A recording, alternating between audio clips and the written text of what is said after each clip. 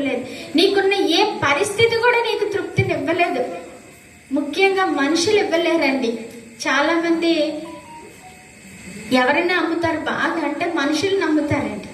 ఈ మనిషి వలన నేను తృప్తి పొందుతాను, ఈ మనిషితో ఉంటే నేను హాయిగా ఉంటాను, మా అబ్బాయి నాతో మాట్లాడితే చాలు, మా అమ్మాయి నాతో మాట్లాడితే చాలు, నా భర్త నాతో ఉంటే చాలు, నా భార్య నాతో ఉంటే చాలు, జీవితం ఇంకేం అక్కర్లేదు, ఇదే ఉంటే చాలు అని అనుకుంటారు.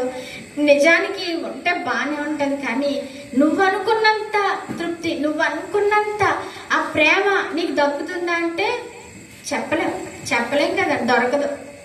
ఖచ్చితంగా చెప్పచ్చు, దొరకదు. ఏ మనిషి దగ్గర ఆ మనిషి ఆశించినంత తృప్తి కానీ, ఆ మనిషి ఆశించినంత ప్రేమ కానీ ఎదుటి వ్యక్తి దగ్గర నుంచి దొరకదు. లోపం ఖచ్చితంగా ఉంటుందండి.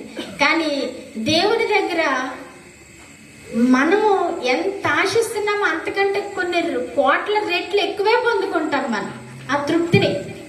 మనం ఆశించింది ఒక మనిషి దగ్గర ఇంత ఆశించామనుకోండి, ఉదాహరణ చెప్తున్నాను, ఇంత ఆశించామనుకోండి ఒక వ్యక్తి దగ్గర, మనము ఆ వ్యక్తి దగ్గర నుంచి ఇంత పొందుకోగలుగుతామేమో, ఇంత ఆశించి ఇంత పొందుకోగలుగుతామేమో, అంతే. దాని ఇంకా మనం అనుకున్నంత పొందుకోలేము, నిరాశ నిస్పృహ ఉంటుంది.